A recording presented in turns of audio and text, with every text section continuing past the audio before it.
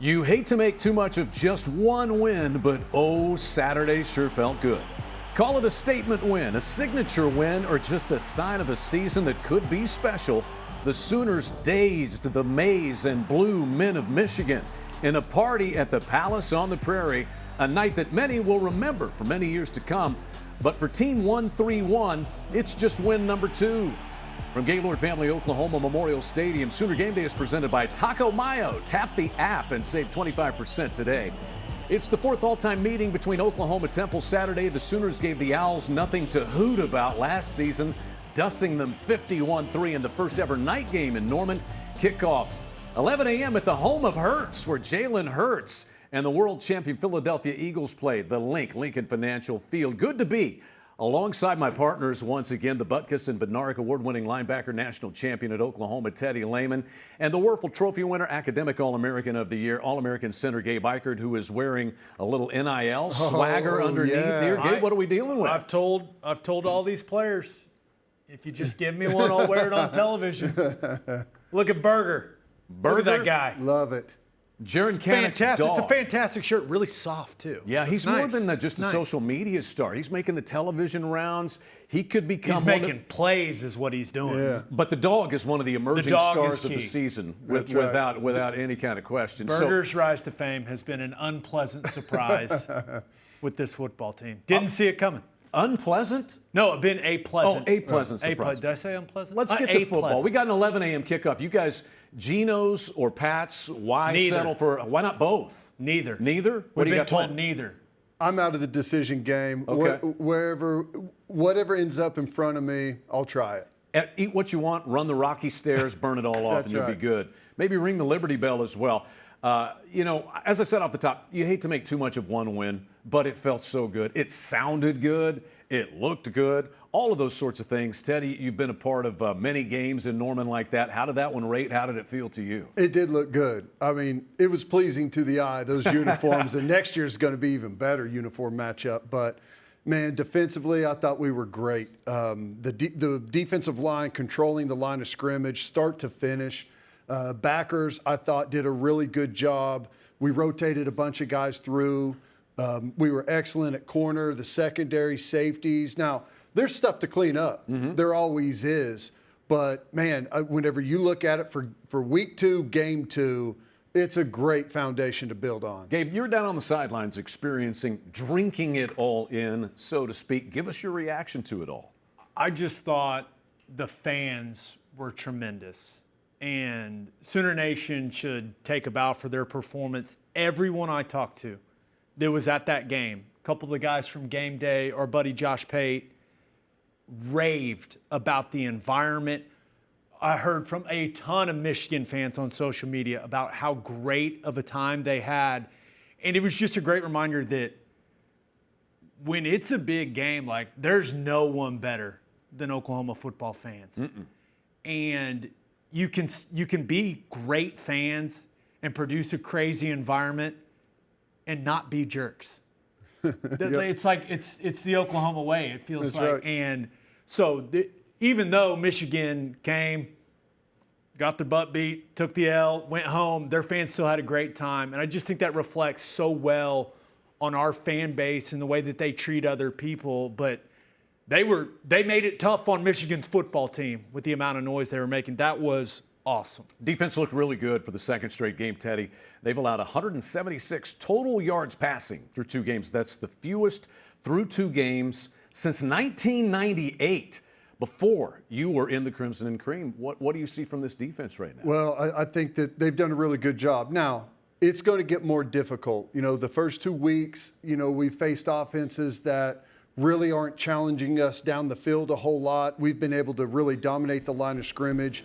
It's going to get more difficult, but for what they've seen, they've done a great job dictating down and distance, being good on early downs, forcing offenses into tough spots. The pass rush has been good. Venables has been dialing up the pressure. We're bringing all kinds of pressures to add to the rush, but it all starts up front with stopping the run and the physicality that this group plays with. So far, excellent. And I think they're going to get better. There's room for this group to grow. Mention the play calling of Brent Venables on the defensive side. We're 2 games in with Ben Arbuckle on the offensive side. Pretty glowing reviews, Gabe. What have you thought? He's been fantastic. I thought he called a beautiful game against Michigan, and it sounds simple, but Arbuckle has done a great job so far of maximizing our strengths and attacking defense's weaknesses. I thought our biggest advantage against Michigan was our wide receivers against their defensive backs, and Mateer exploited them in a lot of different situations. We had a bunch of big plays in the passing game. I thought getting to the QB run game and gaining an extra hat in the blocking scheme would give us a big advantage running the football. That's exactly what we did. So I have been really, really pleased with what we've seen from Ben Arbuckle. The best thing you can do as an offensive coordinator is set your guys up to be successful.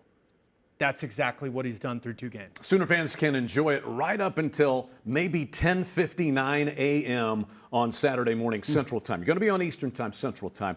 But the Temple Owls are 2-0. They've got Casey Keeler, who is the new head coach there. They've beaten UMass and Howard, okay. But Smacked them. They're averaging 500 yards per game on offense. Ted, kind of a view from 40,000 feet. What does their offense look like? Yeah, I think they're really solid with what they've got, how they operate. They're smooth, they're efficient.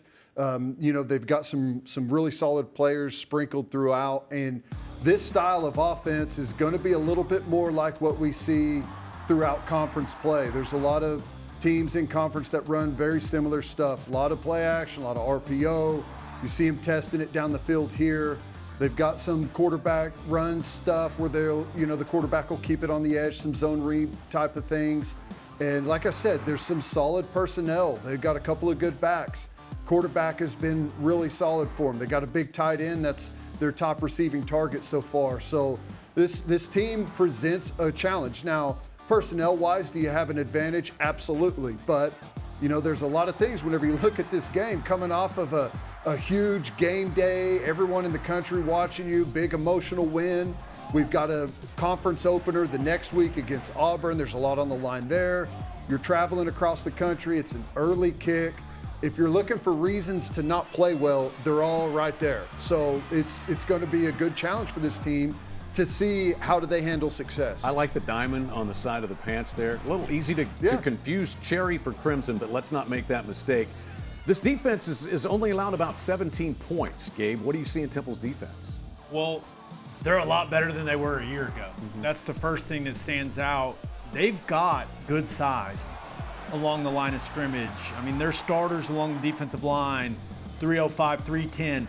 They have a 280-pound defensive end and then a 250-pound defensive end. So the size is good, but the thing that stands out is how multiple they are in their fronts and their coverages. They do some things, Ted, it almost kind of reminds me of Iowa State. Yeah. Where they're in their 3-man front, and you look at some of the guys in the second level and the third level of their defense, and you go, why is that guy there?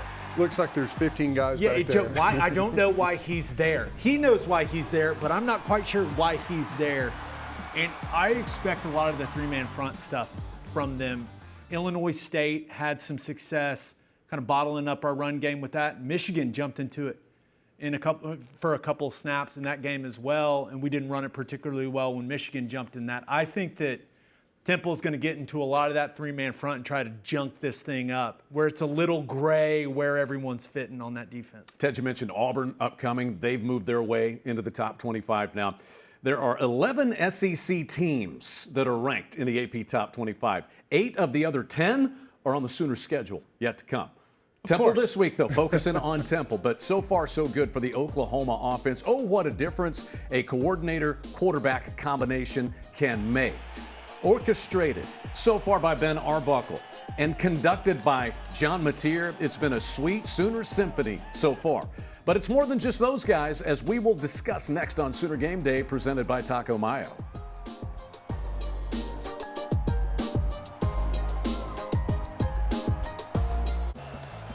New Sooner quarterback John Mateer, he's a dude.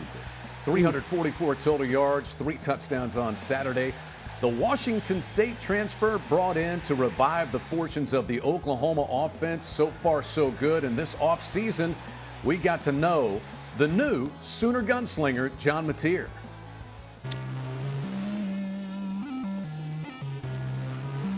I'm John Mateer, quarterback from Little Elm, Texas. Little Elm used to be a small town. It's grown a lot. It's now a 6A school in Dallas. It's next to Frisco, so north of Dallas. I played a bunch of good schools like Allen, Denton Guyer, Prosper, all those good schools, and didn't win a whole lot of games, but I love that place. I love a lot about Oklahoma. I've been here for a couple months now, and the amount of support I've gotten from all the OU fans. There's a lot of OU fans I've found out from every state, every city. There's a lot on Twitter too. And then just the history. There's so much history. There's so many Heisman Trophy winners and national championships and championships, and it's just normal here, you know, and we plan on doing that again. But it's awesome. Being around winners is a good feeling, and being tested to be a winner is a great feeling. I looked up to Tom Brady a lot. I mean, it's pretty obvious. He's won a lot of games, and he's the GOAT. And then the way Aaron Rodgers throws the ball, I try to mimic, even though I'm not there yet. And then when I was younger, I used to like Michael Vick, and now Lamar Jackson. I just like watching them run the ball and make plays. Toughness, creativity, balls to the wall. No, I went away from superstitions before my senior year of high school because I was sitting there thinking about it, and I told myself, I said, if I'm superstitious in any way, that means that I'm not fully confident I can do it with my raw ability. So I went away from don't have any, try to stay away from them. Now I have the process, like pregame process is the same, but no superstitions. Hobbies, I really like golf, but I freaking suck at golf. I'm playing tomorrow, actually. So excited. Probably wake up, play some golf. No. Wake up, do some football, like a throwing session, and then a lift, and then eat a big lunch. I like having a good lunch. Taking a little nap. And then going to play some golf is good, and then maybe play some Texas Hold'em at night. That would be lit. I mean, golf, naps, Sign me football, poker, hair, headbands, moxie, swagger, all those intangible things, Gabe. Toughness, creativity, balls to the wall. Hey, What is there not to like about this guy? great come on. checklist for a quarterback right there. And then I Aaron like Rodgers, Ted? Love it. Yeah. Love it. That's the quickest way to Ted's football heart is to say, I want to play the quarterback position like Aaron Rodgers. Yeah, so that's right. he has been everything we hoped he would be, and honestly, more. And at this point, and I've watched a lot of college football this season. Like, I'm all in on not only watching the Sooners, but kind of everyone this year because I think it's a wide open year. There's not a quarterback in the country I'd rather have in Crimson and Cream than John Mateer. Mm-hmm. I think we got the best in the country. And clearly it has a lot to do with his play, but it also has a lot to do what you just saw there.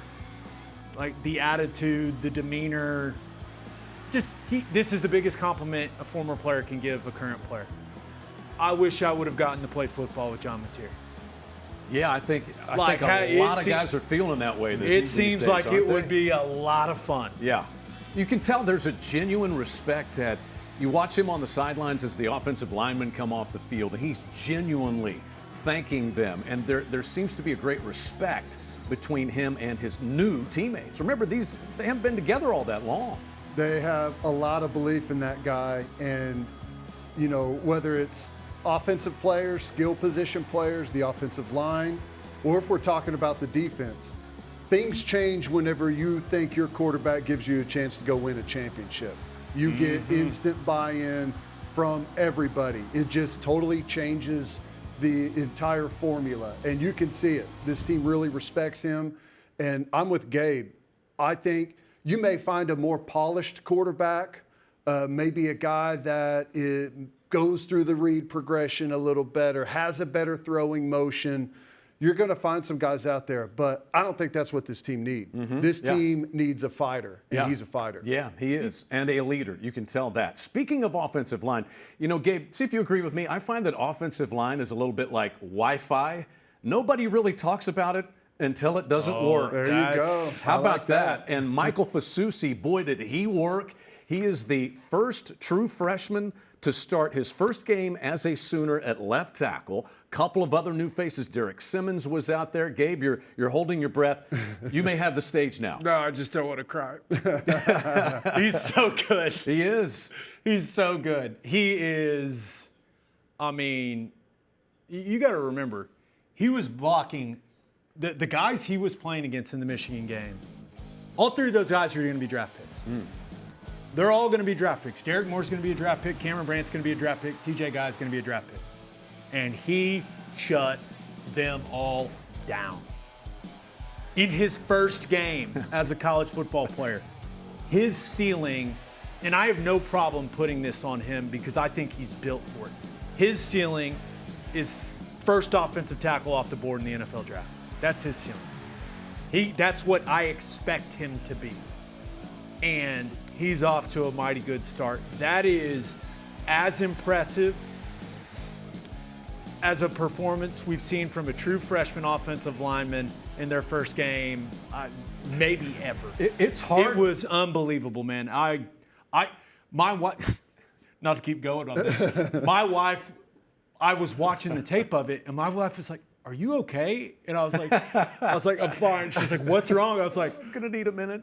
56 is so good.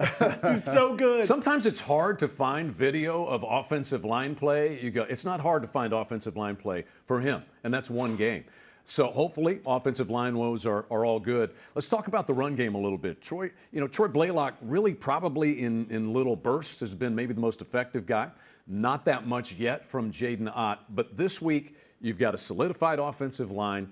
You're not playing Michigan's defensive line. And no slight to Temple, but do you expect maybe a breakout game for the Sooner rushing attack, Ted? Well, I think it's going to continue to get better. The offensive line, it's probably the most important position group whenever it comes to playing together, learning each other, not just the players learning one another, but Arbuckle learning what's this group best at? How can we put them in a position to succeed up front? Not just looking to get your skill guys, open spots and success. Like, how can you best formulate a game plan for this specific group of five? And I think Arbuckle's going to get more refined in that area. I think the offensive line's going to get better.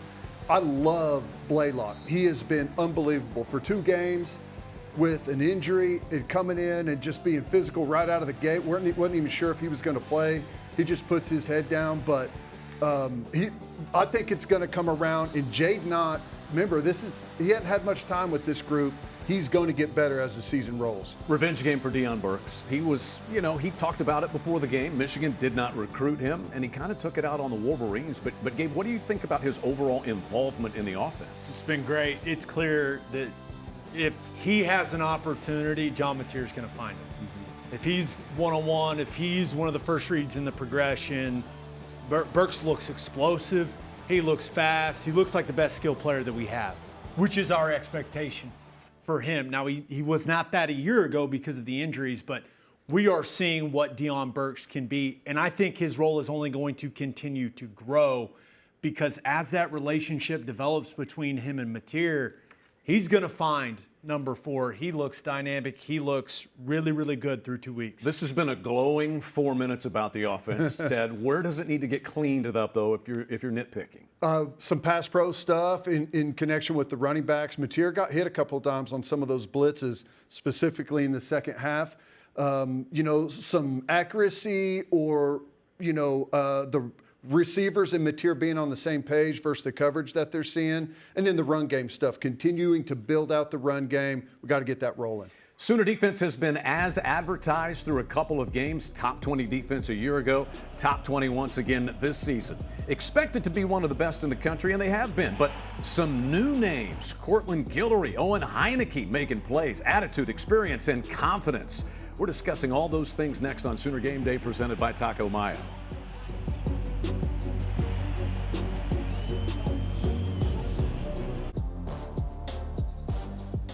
Sooner Game Day presented by Taco Mayo, getting you set for the Temple game, but looking back at Michigan, and the defense has been excellent. You see, 3 of 14 on third downs were the Wolverines last week. Overall, opponents are 4 of 25 on third downs through 2 games this season. Dominant up front. Breakout game for Owen Heineke, we're going to talk about in just a moment. But the defensive line, we knew would be the strength of this defense. They're monstrous. They are deep, and they played with violence this past week. Gabe, how are they setting the tone?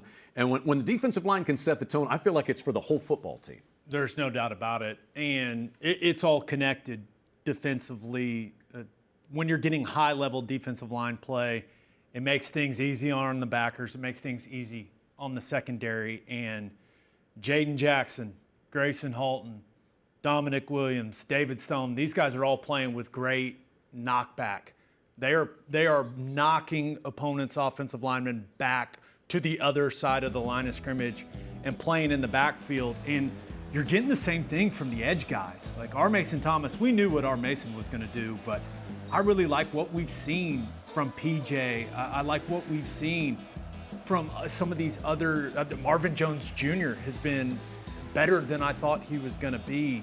So it's all about physicality at the point of attack, and there's just no doubt Oklahoma's defensive line has been way more physical than the first 2 opponents. Teddy, you said there's still room. You feel like they're going to get better. Where are those areas for potential improvement? Well, we've given up explosive plays. We all remember the 75-yard touchdown run, first play of the second half against Michigan. And that's not us getting manhandled. We're not getting blown off the ball. It's just a mental mistake, how we lined up to that formation with the call that we're in. And we've seen a couple of explosive plays. It's very hard to move the ball down the field on us, but we have at times given up some chunk plays. We got to clean that up. You know, we rotate a bunch of guys through at all 3 levels. And whenever you do that, you have to make sure you know the guys around you and the communication is good. And, you know, we've got some young guys out there playing, some new guys. So the communication just has to continue to get better, and you just got to refine some of those small details. And let's remember, this has been without Eli Bowen. That's right. And without Kendall Dolby. Right. And we had Jay Valai on Coach's Corner this week, and he said Dolby was very, very, very, very, very close to making his return. I believe it was 5 varies. That sounds very, very, very, very, very good. And if he's what he was before the injury against Tennessee a year ago, then you're getting back maybe your best player on defense. Yeah. We saw Owen Heineke's photo off the top. Lacrosse player at Ohio State. Uncle Corey was a national championship winner with you in 2000 here at Oklahoma. Ted, what do you see after his breakout game? I think he's fantastic. Effort, attitude, just plays with a reckless abandon.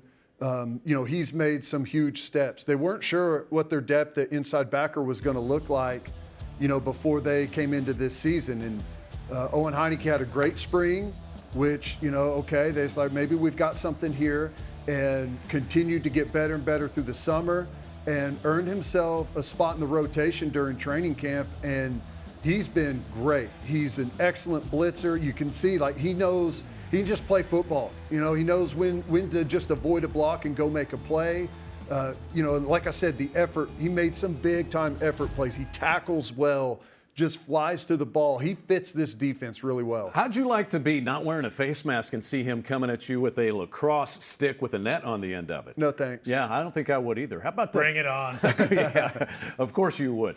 Cortland Guillory, you know, back in the secondary, it's a really deep spot, but as a freshman, he has come in and stood out through a couple of games. He's come in, and I don't think he's given that job up. He's been arguably our most impressive player on defense. Now, it's because you're not used to true freshmen coming and playing at the level he's playing at. That's part of it. But He's been great in coverage. That's clearly his strength. But the thing that impresses me the most is like the level of physicality and the effort. This guy flies around the field, whether he's blitzing the quarterback right here or whether he's in the run fit. He's playing a million miles an hour, and just from talking to Coach Valai about him, he approaches everything like a pro already, even though he's a true freshman. Takes great care of his body, is all over things from an X's and O's standpoint, from a game plan standpoint. He's been the biggest surprise for this football team, maybe other than Kanik, but he's been one of the bigger surprises on the defensive side of the ball in all of college football. Yeah. We have an argument to be the best defense in college football, and we got a true freshman starting at corner. Freshmen, newcomers making a difference. That's what you have to have when you want to have a special season. Maybe guys you didn't expect to contribute that played big parts. And through 2 games, the Sooners have. You could say the same thing for the Temple Owls. They're 2-0. Hey, they've got every right to brag. Now, they have not had huge wins. I mean, UMass and Howard, they're still credible football teams, but they're wins. Casey Keeler is the new head coach. He's got Texas ties, and they have an experienced quarterback that we will talk about when we come back on Sooner Game Day, presented by Taco Mayo.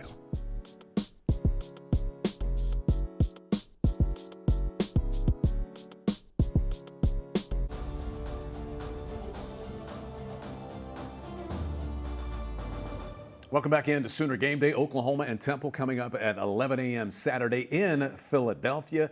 Casey Keeler is the new head coach of the Temple Owls. Previously was at Sam Houston State. He arrives at Temple. He has the second most wins amongst all active FBS head coaches.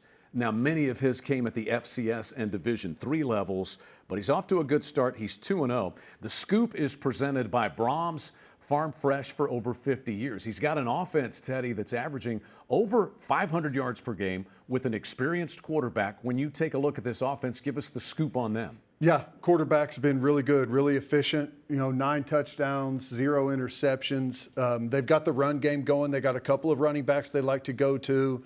They got their every down back, which is Ducker, and they brought him from Sam Houston State. Physical guy. Tons of experience. He's played a lot of football. And then they bring in Worthy, a little changeup back. He's fast. He's got some shake to him. Good in the open field. Has breakaway speed. They've got a 6'6", 270-pound tight end that they love to target. They'll put it down the field with him. They'll run some play action stuff as well, try and isolate him down the seam against some smaller guys. There he is. Yeah, and he's been great for him. Peter Clark. You go back to British. Simon, the quarterback. They brought someone in to challenge him, and he's continued to hold that job and done a really, really good job with it. He's active enough in the run game to make sure that you have to stay home, stay backside. You have to account for him in some stuff because he can get outside and make you pay if you lean towards the other guys in the traditional running game too much. So all around, it's a good, efficient offense. And like I said earlier, this is closer to what you're going to see. Michigan's kind of a one-off deal. You're not going to see that every week. This is closer to what you're going to see week by week in the SEC. Gabe, Simon didn't play against Oklahoma last year, but did get some experience. 9 starts, 15 touchdowns a year ago. And he's been clean so far this year, 9 touchdowns and no picks. What do you see? That's what you're looking for. Yeah. 9-0 ratio, pretty solid. He's just a veteran guy. He trusts his offensive line. He does a really nice job with his decision making. The ball goes where it's supposed to go. The ball goes where the coverage dictates it's supposed to go. And he makes good decisions in the RPO game. When I've studied the offense, he hands it when he's supposed to hand it. He throws it when he's supposed to throw it. Like he's a good, clean decision maker. And he's got a solid arm, and he can do just enough with his legs to keep you honest on the edges of your defense to where you feel like, okay, I got to stay home because this guy can keep it and do a little something in the run game. I've been really impressed with how he manages the offense as a whole because they do a lot of shifts, motion, a bunch of pre-snap stuff, a bunch of eye candy while the ball's being snapped. He's managed it all very well. And you mentioned the complexity of the offense. you need trust in your guys. And it feels like Ducker, the running back, who came with the coaching staff from Sam Houston, that's one of the reasons he's getting so many touches in the backfield, Ted. Yeah, and we talked to Coach, and he said, well, if you're going to bring someone with you, you have to bring someone that checks all the boxes, that gets it done on and off the field, is a leader in the workouts, can set the pace for how your team is supposed to practice. So it means a lot whenever they bring him along, and he's been kind of the standard holder for them. Let's talk a little bit about the Owls defense. Demerick Morris is a guy who was at Temple, goes to Oklahoma State. Now he's back at Temple. They've got some other guys there on the defense. Fire hydrant. You just see 40 and you're like, oh man, that doesn't look particularly fun. Don't want to run into that. Do not want to. What do you see with this Temple defense? I see a much improved group from a year ago that has more of the body types that you're looking for at the Division I level. And their defensive line, they've got solid size. They're a physical group. That being said, I expect our offensive line to get after this group. We've established our 5. It's time to ramp this thing up and start to let people know, hey, offensive line play is back, baby, at the University of Oklahoma. So I'm really looking forward to this matchup. When I studied their defense, I think there's going to be some interesting alignments that they're going to throw at us, but you just have to trust your base rules. If you're Oklahoma's offense, you got to be able to count to 3 typically, and everything will be okay as an offensive player. But I continue to believe that spreading teams out and using our wide receivers and their speed and their talent is a great way for us to go offensively. And I think that while Javier Morton, their safety, looks the part, number 15, I think Burks and Satania can run by this guy. I think there's some big chunk plays to be had in the passing game if Temple doesn't just say, hey, we're going to play super zone deep coverage and make you guys just throw everything in front of us and basically play red zone roulette throughout this game. We'll see, but I expect us to have an efficient day offensively. Philly is known for cheesesteaks. We're not talking cheesesteaks. We're talking Chick-fil-A. My Pleasure, presented by Chick-fil-A. Download the Chick-fil-A app. Order your favorites ahead of time. Teddy, what would give you the most pleasure come about 3 o'clock Central Time on Saturday afternoon? Well, the shocking thing with how great our defense has been, we haven't forced a turnover yet. Yeah. 4-0 turnover margin. 4-0. Which 0-4. Is not typically what you see with the defense playing how we are. Now, part of it is how people have, how we forced people to play against us and kept them conservative because of how dangerous we are. But I'd like to see them this week sack fumbles, knocking the ball out with some physical hits, interceptions, reading the quarterback. We need to start forcing some turnovers. Gabe? Some production from Jaden Knott. Yeah. He still feels like he's getting into the groove of things here, coming off the injury that he suffered in training camp. Arbuckle's been fantastic at getting our best players the ball in space. Let's find some ways to get him the ball in space. Simple things. Throw it to him in the flat. Maybe line him up in the slot. Just find ways to get this guy some touches. Let's see what he's got. Let's see what the explosiveness looks like right now as he's settling into the season, because I'm still of the belief that, Torrey Blaylock has looked fantastic. I've been blown away by the way that he's playing, but Jaden Knott's going to have to be a factor for this team. You have to have guys that can produce explosive plays from simple things. He's that type of guy. I want to start seeing some of that. Coming up next, we have dabbled a little bit in SEC play, but it gets real this week, including Georgia and Tennessee. We'll preview that and look back at a big decision made by the NCAA potentially. That is next on Sooner Game Day, presented by Taco Mayo.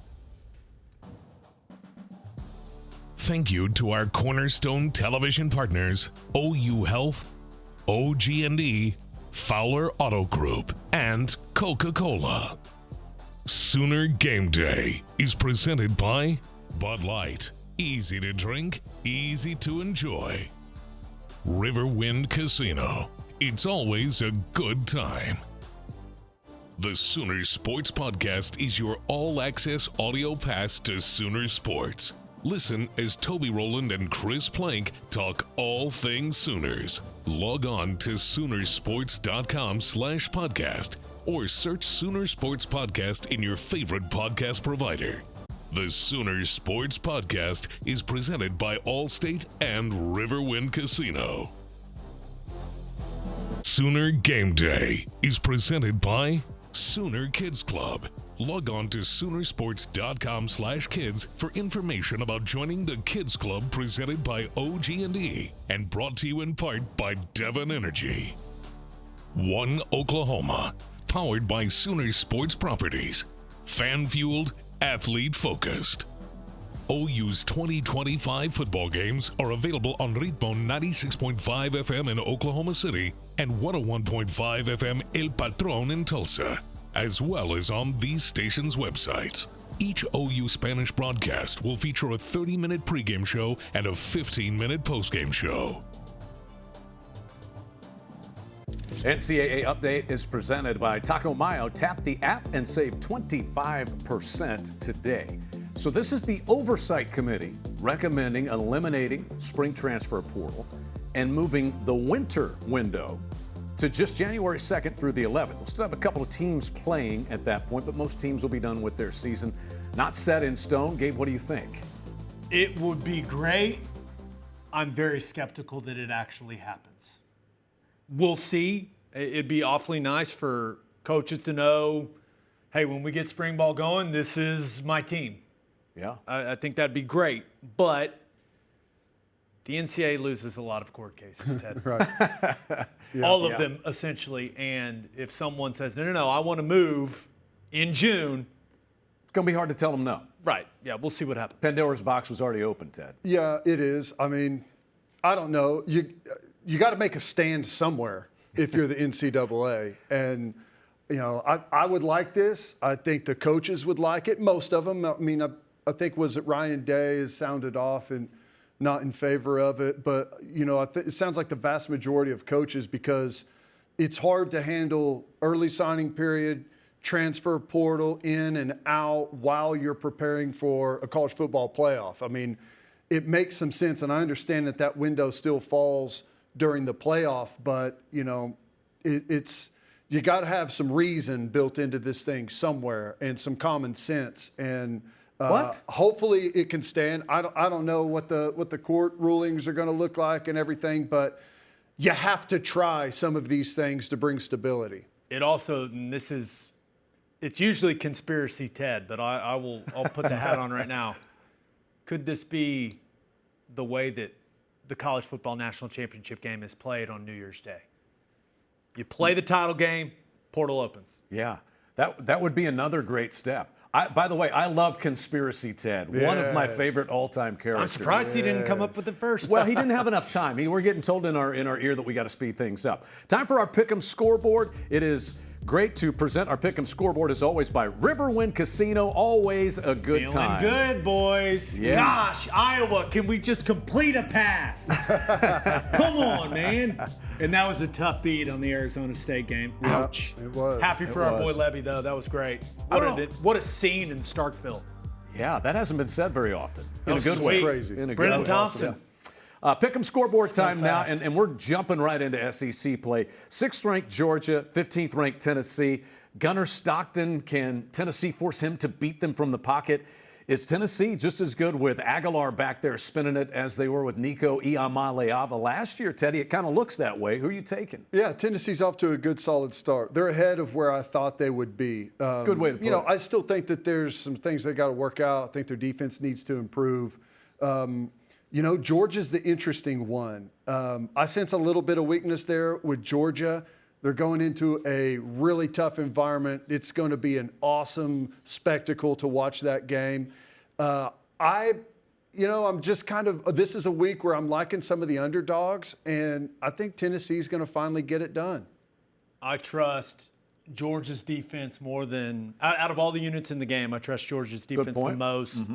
Gunnar Stockton has not been impressive, but he's got a better group of players around him, and I think Georgia gets it done in a low-scoring, close fourth-quarter game. Give me the Dogs. I'm taking Tennessee. I'm alone on Georgia Island. Yeah. That's a good place to be. Now we have to move. That's We a spent so much luxury time. island. We got to Wow. go Florida, LSU, or Texas A&M, and Notre Dame. Not holding the opening loss against Notre Dame. Texas A&M, we don't know. They've played Utah State and UTSA. I'm going with Notre Dame. Who are you taking, Gabe? Defense for A&M hasn't looked particularly good. Marcel Reed banged up. They say he's going to be fine for this game. Spread is big, but I like Notre Dame to get it done at home in a really, really close game.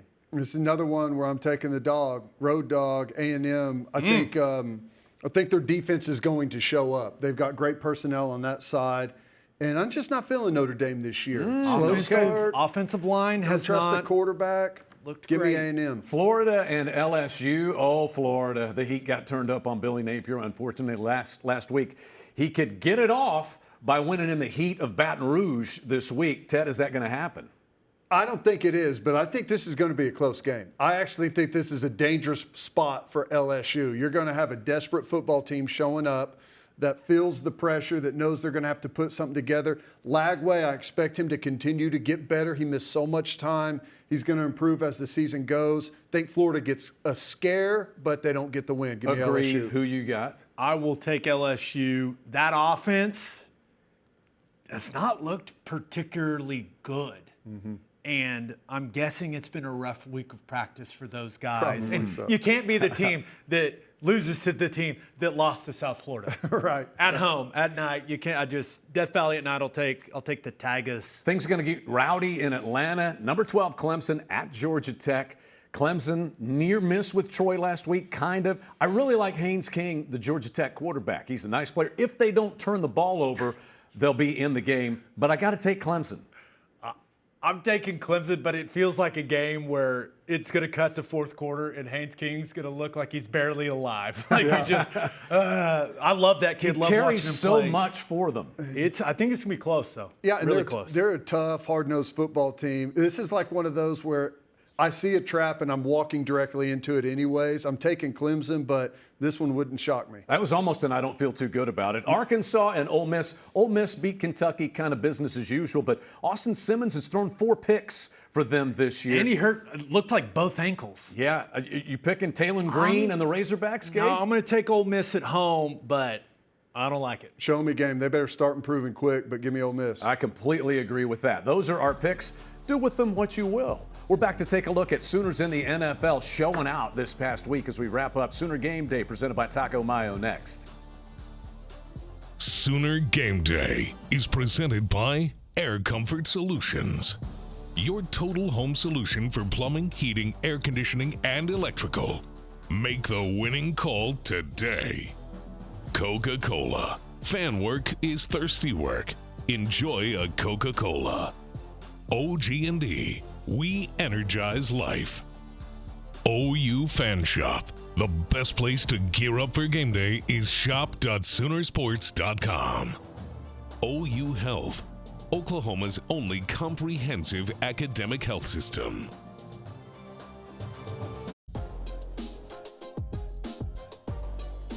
Welcome back into Sooner Game Day. Sooners in the NFL presented by One Oklahoma, powered by Sooner Sports Properties, fan-fueled, athlete-focused. That's a rich man on the right. Yes, it is. He's And working a rich man on the left. Benito's trying to get richer, I guess. He's going right out and starting the season off big time. Earning that contract. Game-winning He's touchdown so good. pass, Baker Mayfield, also Kyler Murray getting the win. Hollywood Brown, his Chiefs lost. The real winner was Mr. Beast, without question, there on that YouTube broadcast. Hot takes are presented by Air Comfort Solutions, your total home solution for plumbing, heating, air conditioning, and electrical. Make the winning call today. What's your hot take to close the show this week, Ted? Geno's or Pat's? Well, Neither. I told you defense needs to get some turnovers. I think that happens. I think we score a touchdown on defense. Like this? I'm going 3 touchdowns by Oklahoma running backs. Okay. Those would be very welcome turnovers and TDs the by traditional RBs. run game. Turn and hand it to him. Go into the end zone. Good sign. I'm predicting a win. Just a Yeah, win. I like it. After Wow. all of the fun that last week Scorching hot. presented. Life must be difficult being that bold. See you next week on Sooner Game Day.